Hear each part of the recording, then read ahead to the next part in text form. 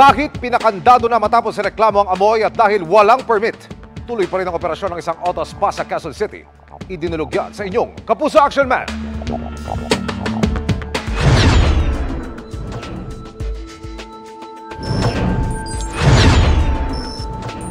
Setyembre noong nakaraang taon pa ipinasarado at ipinakandado ng Quezon City LGU ang Kuruma Auto Spa Incorporated sa Zabarte Road sa Barangay Kaligayahan District 5. Nagkaroon po kasi ng reklamo dahil sa amoy ng pintura na ginagamit nila para sa pagpipintura ng sasakyan at saka doon sa alikabok na idinudulot ng paglilihan ng sasakyan. Primarily po ang violation, wala silang permit.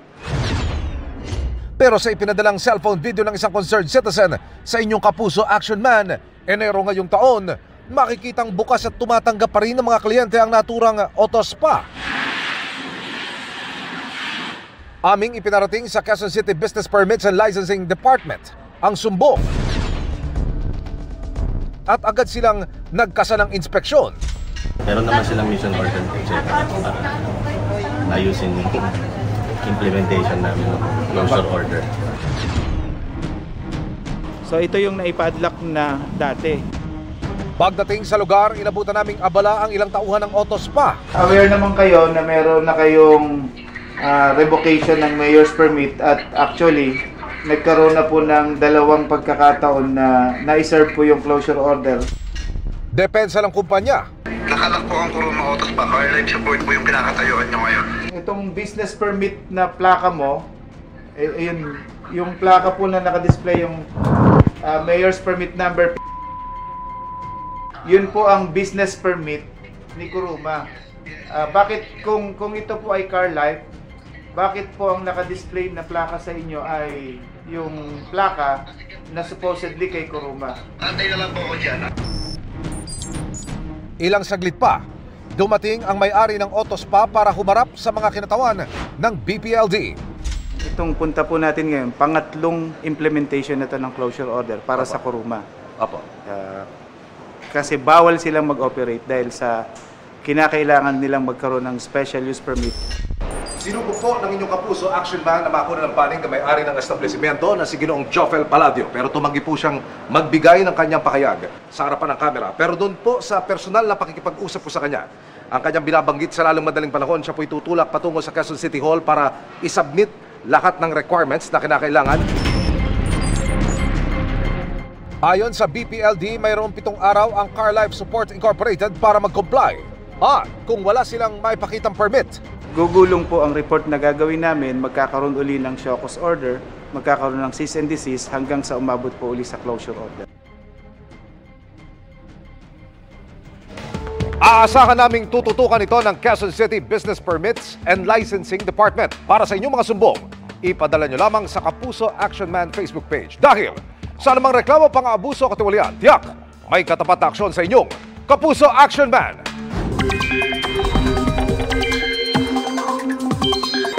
Ulat panahon naman po tayo, ramdam pa rin ang lamig ng amihan bukas sa ilang bahagi ng bansa.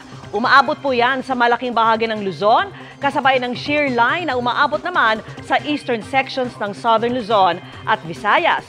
Base po sa datos ng Metro Weather, mataas ang tsansa ng ulan sa ilang bahagi ng Isabela, Aurora, Quezon, Camarines Norte, Sorsogon at Mindoro provinces. Posible namang maghapon ang ulan sa Samar at Leyte provinces. Kaya sa mga lalabas para magsimba para po sa Ash Wednesday, huwag kalimutang magdala ng payong. May chance rin ng ulan sa gabi sa ilang bahagi ng Aklan at Capiz. Sa mga taga Mindanao, mababa po ang tsansa ng ulan, maliban sa Caraga, Davao Region at Soc-Sargen. May malalakas na ulan sa ilang lugar, kaya maging handa pa rin sa banta ng baha o pagguho ng lupa.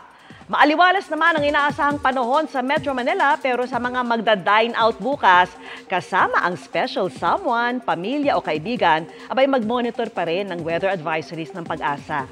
Samantala, may gale warning sa eastern seaboard ng Southern Luzon at Visayas, kaya magiging maalon at delikado para sa mga maliliit na sasakyang pandagat.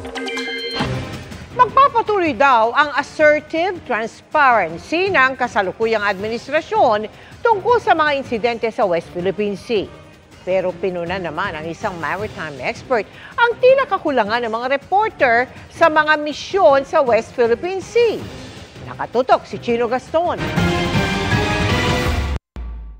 Ang pagsasa publiko ng pagbuntot at tangkang pagharang ng China Coast Guard sa barko ng Philippine Coast Guard sa Baho de Masinloc nitong weekend, bahagi pa rin ng assertive transparency ng Administrasyong Marcos sa pagmamalupit ng China sa West Philippine Sea na hindi raw ititigil kahit may mekanismo para pag-usapan ng mga ganyang insidente. The main objective of this current administration to make the Filipino aware of what's really happening. And then the second really was for the international community to be aware of the bullying behavior. We're going to sustain this approach. We believe that it has gained so much effect. Pero ang maritime security expert na si Ray Powell may napansing kulang daw simula 2024 kumpara sa mga naunang regular rotation and resupply mission. Where there were embedded reporters on every mission, that this time there were none. Again, the government, as Commodore Jay said, makes strategic decisions, but I think it would help to sort of regularize it if there were written policies that says this is how we're going to do embedded reporting. Sagot ng Coast Guard, nilalabas naman lahat ng impormasyon kahit walang kasamang mamamahayag. Bukod sa pakikipagpatintero sa karagatan, hamon din ngayon ang inilunsad na propaganda campaign ng China sa social media at academic community. Kahapon pinabulaanan ng National Task Force on the West Philippine Sea ang pahayag ng China Coast Guard na itinaboy umano nila ang barko ng PCG mula sa Baho de Masinloc. Meron po kasing nangyayaring battle of the narratives, no? Meron pong nangyayaring information warfare ngayon na kung saan meron pong mga statements na kinukontra ng statements na nanggagaling sa Chinese Foreign Ministry at sa kanilang mga supporters nila na mga Pilipino din. Panalangin naman ng ilang analyst, di rin sana mawala ang suporta ng mga politiko kahit sino pa ang umupong presidente. It's resonating. That's why you see, in the words of Joyce, politicians, it's election season next year. Hindi naman masabi ng Philippine Navy kung bumait na nga ba ang China kahit pa hindi pinigilan ang mga huling RORE mission. Naroon pa rin ang mga barko ng China. We don't see any interference. It doesn't mean that we have changed their general direction. We may have changed their action or their behavior, but not their character. Para sa GMA Integrated News, Chino Gaston, nakatutok, 24 oras. Isang babae ang natagpo ang patay sa isang kanal sa Binangon ng Rizal. Hawak na ng pulisya ang ilang CCTV footage na maaari raw makatulong para malutas ang kaso. Nakatutok si Oscar Oida. Bangkay na ng matagpuan ng isang babae sa kanal sa may gilid ng Quarry Road sa Binangon ng Rizal. Pasado 7:00 kaninang umaga. Base sa inisyal na pagsisiyasat ng mga pulis, posibleng kagabi pa iniwan sa lugar ang biktima. Po ay madamo, madilim, wala pong ilaw sa poste at wala pong CCTV na mga nakakabit doon. Maaari po ito na hinataw po ng matigas na bagay sa ulo. Ang biktima, kinilalang si Johnny Clear Kahilig, 31 anyos at isaunong marketing assistant. Positibo siyang kinilala ng kanyang live-in partner na si Roseler Lanon. Nang tanungin kung may nalalaman siyang nakaaway ang biktima. Hindi ko rin po alam, sir. Kayo, hindi mo kinitaway? Hindi naman din po. 4:00 ng hapon kahapon daw nang huli niyang makita ang kinakasama. Pinagluto niya pa nga ako. Pagkatapos siya po magluto, nagpaalam po siya na maghahatid na po ng pagkain sa kabila. Sa kabilang bahay po. Tapos siya yun, hindi na po siya nakabalik. Pero nung time na yun, nagpaalam pa siya sa anak ko na may pupuntahan daw siya. Sa ngayon, may mga hawak na raw na CCTV footage sa ilang lugar ang pulisya na posibleng makatulong sa ikalulutas ng kaso. Sa gumawa po nito sa asawa ko, pagbabayaran mo to. Hindi nyo matatakasan to. Para sa GMA Integrated News, Oscar Oida, nakatutok, 24 oras. Magandang gabi mga kapuso. Ako po ang inyong Kuya Kim na magbibigay sa inyo ng trivia sa likod ng mga trending na balita. Isang araw bago ang araw ng mga puso, alamin natin kung paano namukadkad ang isa sa pinakasikat na paraan ng pagpapahayag ng ating pagmamahal, ang pagbibigay ng bulaklak. Anong sinisigaw ng puso mo na gusto mong matanggap ngayong araw ng mga puso? Ang SWS o Social Weather Stations nagtanong sa 1,200 na katao kung anong gusto nilang matanggap mula sa kanilang loved one ngayong Valentine's Day. At ang nanguna sa listahan na nakakuha ng 16%, survey says, pera. Siyempre, maging practical tayo. Pera na ang kailangan natin ngayon. Samantalang Bulaklak naman nasa ikatlong pwesto na may 10%. It's more sentimental po for us. Hindi man ito ang top answer na ating mga kababayan. Marami pa rin hoping makatanggap nito bukas. Kaya naman isang araw bago ang araw ng mga puso. Nagsana ang mga nagpapareserve at namimili ng flower bouquet dito sa Dangwa Flower Market sa Maynila. At anong pinakamabentang bulaklak dito ngayon? China rose po, tsaka po carnation. Feeling ko rin po ma-appreciate po nila yung flowers. Mas seryoso. Kuya Kim, bakit tayo nagbibigay ng mga flowers sa ating minamahal? Kuya Kim, ano na?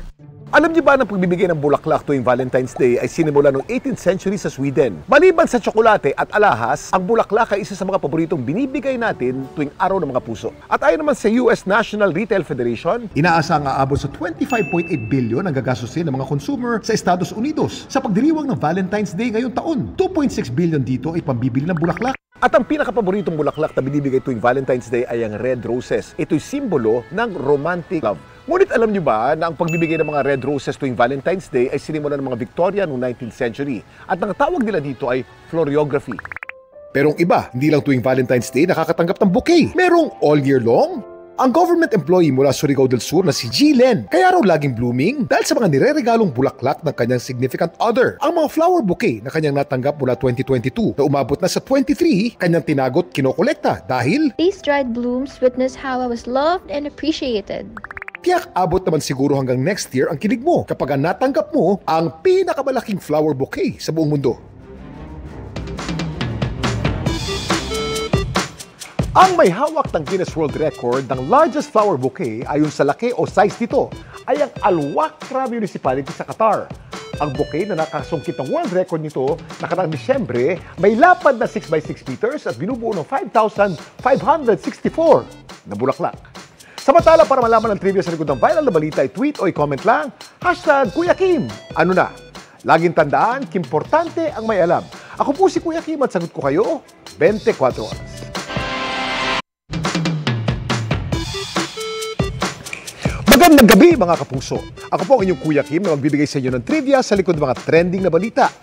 Isang araw bago ang araw ng mga puso, alamin natin kung paano namukadkad ang isa sa pinakasikat na paraan ng pagpapahayag ng ating pagmamahal, ang pagbibigay ng bulaklak.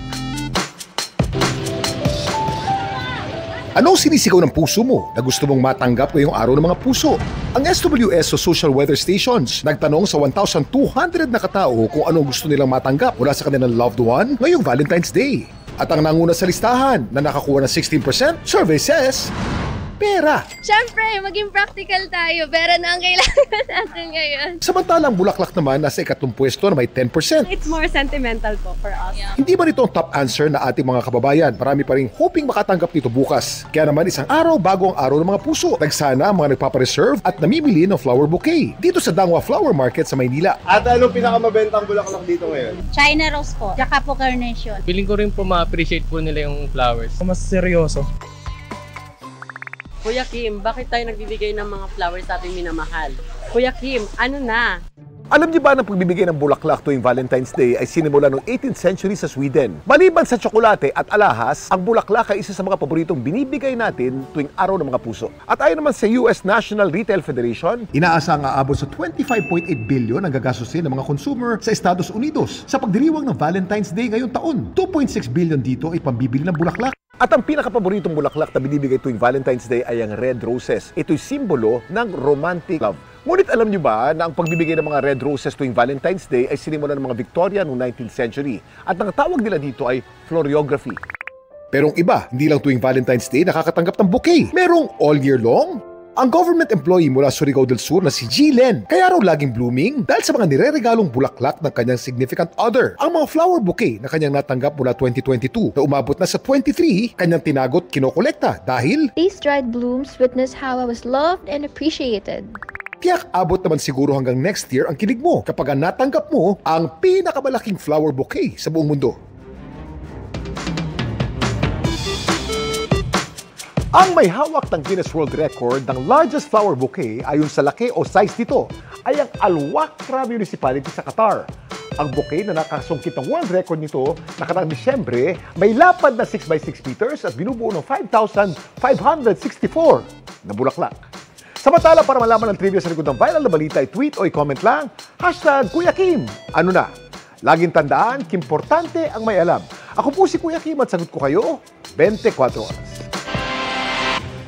Kumarap na sa Senado ang abogadong nakapangalan sa mga signature form para sa People's Initiative. Pero nilinaw na hindi siya miyembro ng grupong pirma, na ayon sa SEC ay 20 taon nang hindi rehistrado sa komisyon. Nakatutok si Ian Cruz. Matapos ipasubbina, humarap na kanina sa Senado si Attorney Anthony Abad. Ang nasa signature form para sa People's Initiative para baguhin ang konstitusyon. Anya, pangalan niya ang nasa form dahil alphabetical ang pagkakasulat ng mga petitioners. Pero hindi umano siya miyembro ng pirma o People's Initiative for Modernization and Reform Action at umaasiste lang pagdating sa mga bagay na may kinalaman sa aspetong konstitusyonal at legal.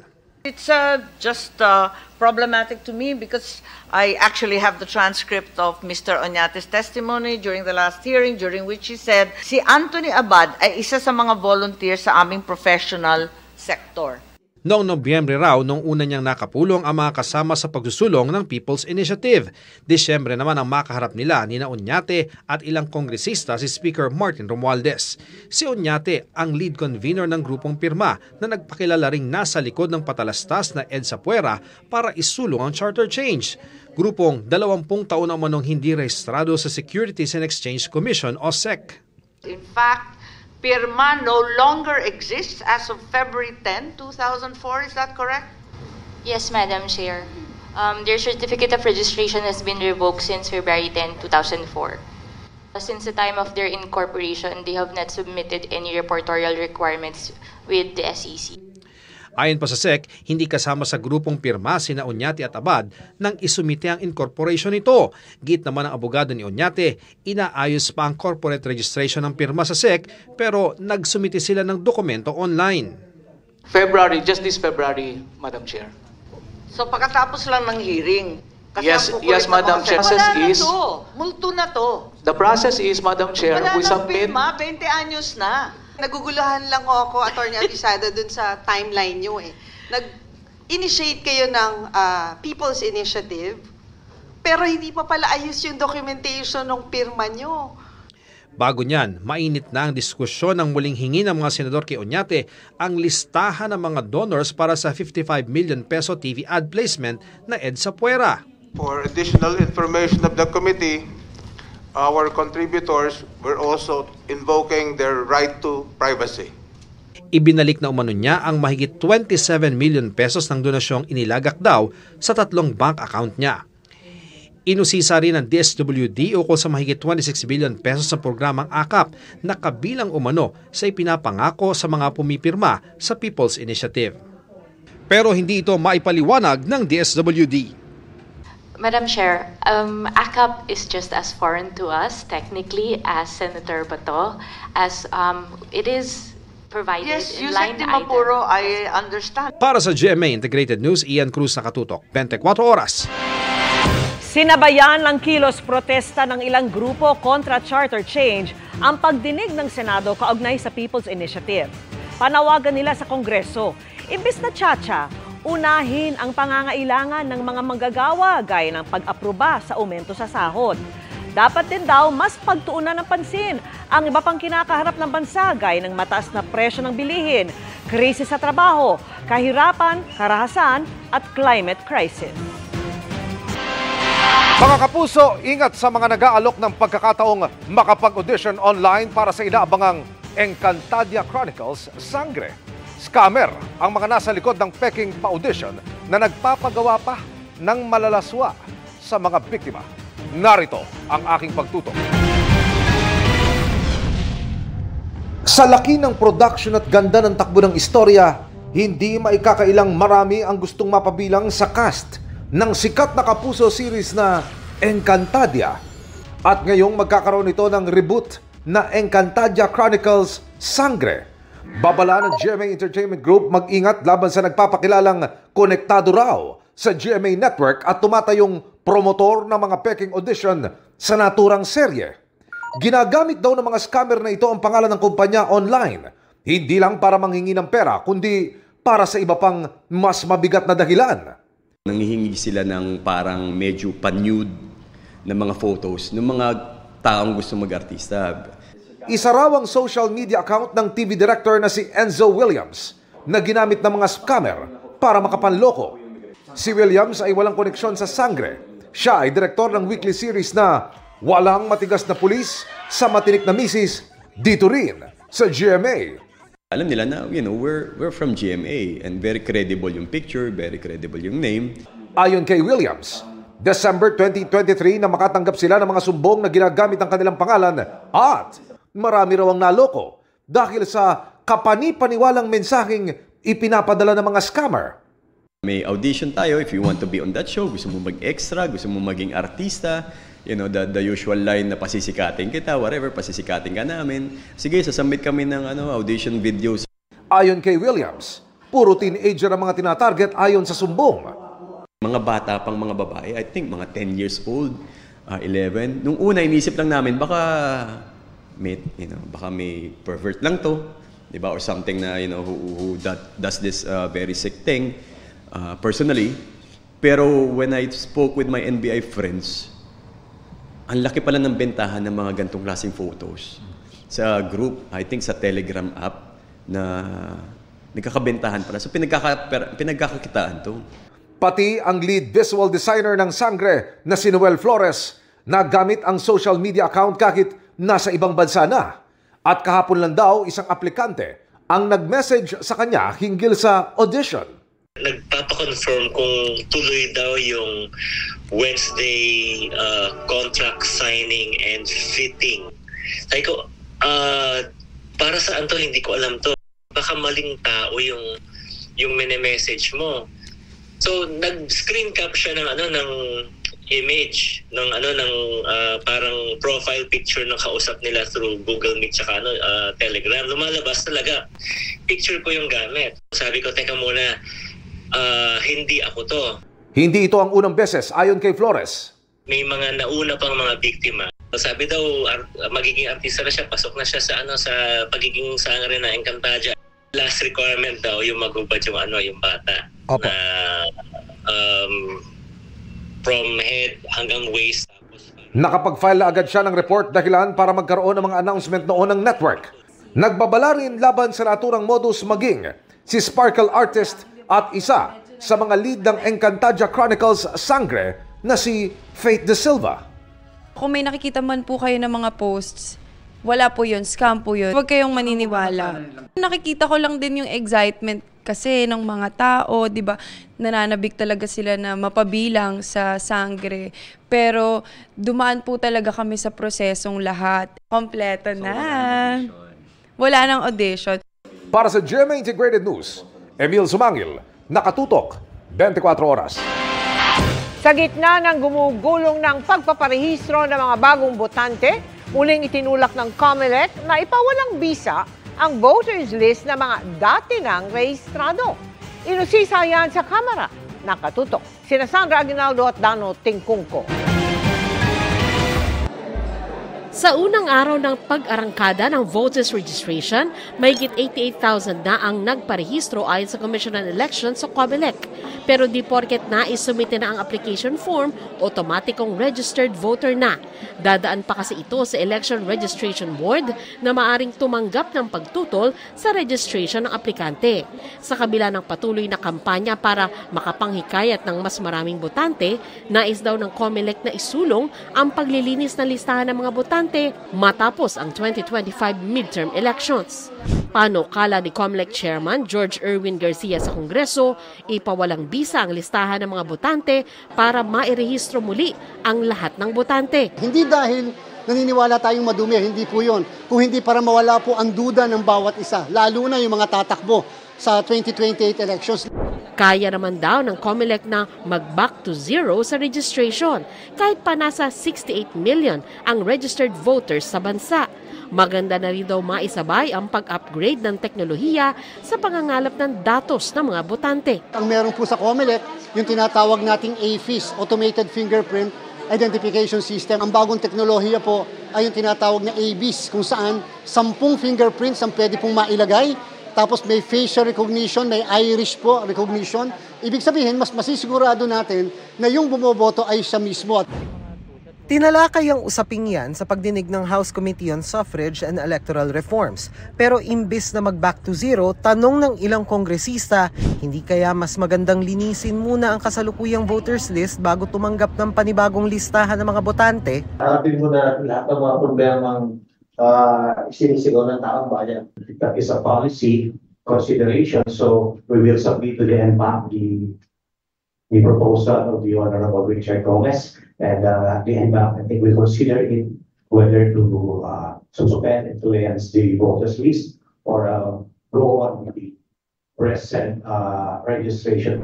Paliwanag ng COMELEC sa komite, para makapagrehistro ang isang aplikante, kailangan niyang patunayan ang pagkakakilanlan sa pamamagitan ng government ID at sabihin kung saan siya nakatira. Hindi ito basta-basta tatanggapin ng COMELEC kahit pa may online registration. Pero paano naman ang mga patay na pero nakarehistro pa rin? I'm talking about my own district, yung mga deceased individuals pero nandun pa sa voters list, or yung mga nag-asawa, nag-change of name pero naka-register in 2 different areas. We have a plan to have coordination with the DSA so that they can give us the list of deceased individuals nationwide, so that wherever these deceased are registered, we can already transmit or send this certificate of death to the place where the deceased were registered, Your Honors. Sa pagdinig, itinulak naman ng grupong Lente ang integration ng national ID sa voters registration system para mas mabilis na malinis ang listahan ng mga botante. Para sa GMA Integrated News, Dano Tingkungkot, Sandra Aguinaldo, nakatutok, 24 oras. Sa kanyang pagbisita sa Malaysia, natanong si Vice President Sara Duterte kaugnay ng investigasyon ng International Criminal Court sa Duterte drug war. Kahit daw siya ay nakakatanggap naman ng payong legal kaugnay nito. Dati na rin niyang itinangging may kinalaman siya rito. At nakatutok live si Marisol Abduraman. Marisol? Hindi raw nababahala si Vice President Sara Duterte sa isyu ng ICC patungkol sa kanyang ama na si dating Pangulong Rodrigo Duterte, ni hindi nga raw nila ito napag-uusapan. Well, sa akin, I cannot speak for the other members of the family. Sa akin, hindi naman kasi nakakakuha din ako ng legal advice sa mga Filipino lawyers na merong alam about international law. Yan ang sinisiguro ni Vice President Sara Duterte kaugnay ng investigasyon ng ICC sa Duterte drug war. Lalo't isinasangkot siya ni Arturo Las Cañas bilang pakana naman ng Oplan Tukhang sa Davao City nung siya pa ang alkalde. Pero paano ang kanyang ama? Sigurado naman ako meron siguro siyang mga kausap na mga abogado dahil abogado din naman si Pangulong Duterte. So naiintindihan niya yung mga legal implications at mga procedure sa ICC. Wala naman daw siyang balak kasuhan si Las Cañas na nagpakilalang miyembro ng Davao Death Squad. Pero sabi niya, china-challenge ko na magsampa ng kaso sa akin ng murder doon sa Pilipinas. Binanggit niya sa ikalawang araw niya dito sa Malaysia kung kailan nakipagkita siya sa Filipino community. Nanghiritan siya ng ganito, napangiti lang ang bise. Masyado kasing malayo ang 2028 para masabi natin kung anong mangyayari sa 2028 dahil araw-araw nagbabago yung buhay natin. Ang Minister of Education ng Malaysia ang sumalubong kay Vice President at Education Secretary Sara Duterte sa kanyang pagbisita sa Tropical Medicine Center sa Malaysia. Sa kanilang maiksing pulong, pinasalamatan ng Vice ang Minister of Education sa suporta nito sa kanya bilang Pangulo ng Southeast Asian Minister of Education Organization. Nag-ikutin siya sa classroom at laboratory. Tinikman din ng pangalawang Pangulo ang luto ng culinary students sa isang vocational school na pinatatakbo ng Ministry of Education. Samantala, no comment ang tugon ng pangalawang Pangulo sa panawagan ng isang kongresista na pakiusapan ang ama na si dating Pangulong Rodrigo Duterte at mga kapatid na itigil na ang pag-atake kay Pangulong Bongbong Marcos. Well, wala akong comment sa politika, no, because everyone can go their way sa politics. But sa development projects naman doon sa Mindanao ay tinututukan natin. Kamakailan lang nandun si Pangulong Marcos sa Davao City. Sa pagbalik niya dyan sa Pilipinas, baon daw ng pangalawang Pangulo ang kanyang mga natutunan sa edukasyon dito sa Malaysia at ang mga magagandang kwento ng ating mga kababayan dito. Vicky. Maraming salamat sa iyo, Marisol Abdurrahman. It's giving bold, brave, and beautiful women vibes sa photoshoot pa lang ng ipinakilalang Sparkle 10. May pasilip pa sa behind the scenes niyan kung saan flinex nila ang kanilang sexy and classy look. Yan ang chika ni Nelson Canlas. Hindi pa man idinedeklara ang tag-init, summer ready na agad ang sizzling hotness ng Sparkle 10 na ipinakilala ng Sparkle GMA Artist Center. Sa pictorial pa lang, sexy yet classy na sina makiling stars El Villanueva, Rabia Mateo, unang Hear It host Shubi Entrata. Di rin nagpahuli si asawa ng asawa ko star Lisel Lopez, Shining Inheritance star Kate Valdez, Running Man Philippines runner Lexi Gonzalez, Sparkle stars Ashley Ortega at Lian Valentin, pati ang new generation of Sangres na sina Angel Guardian at Faith Da Silva. Yeah! Literal na makapigil hininga kasi hindi talaga kami humihinga doon sa picture. Hindi talaga. Matagal daw nilang pinaghandaan at itinago ito. Kaya si Faith excited na ikinwento sa amin ang ilang behind-the-scenes secret during the pictorial. To be honest, before kami mag-shoot, nag-uusap-usap kaming lahat kasi hindi talaga kami kumakain. Si Angel Guardian nagdala ng saba. Si Lian Valentin naman nagdala ng itlog. As in, ganun talaga. Oo, diet food. Pero sulit daw ang lahat dahil dito makikita na nag-level up ang pagiging young, sexy, and empowered ng mga kasama sa Sparkle 10. Ang sarap ng proseso, to be honest, kuya, kasi kaming lahat walang pataasan. Kumbaga, everyone has been very supportive, especially since siya, kumbaga medyo daring siya for others, especially sa mga ibang kasama namin dito sa Big Ten. Sa 10 nagagandahang dilag ng Sparkle 10, sino kaya ang pinaka-sexy para kay Faith? Faith Da Silva. Bukod sa'yo? Kung sexy ang pag-uusapan, sa body talaga Angel Guardian. Because she's very fit. Ipe-flex din daw ni Faith ang kanyang figure sa online webisode ng Kapuso Profiles sa gmanetwork.com. Nelson Canlas, updated sa Showbiz Happening. At yan ang mga balita ngayong Martes. Ako po si Mel Tiangco. Ako naman po si Vicky Morales para sa mas malaking misyon. Para sa mas malawak na paglilingkod sa bayan, ako po si Emil Sumangil. Mula sa GMA Integrated News, ang News Authority ng Pilipino. Nakatuto kami 24 oras.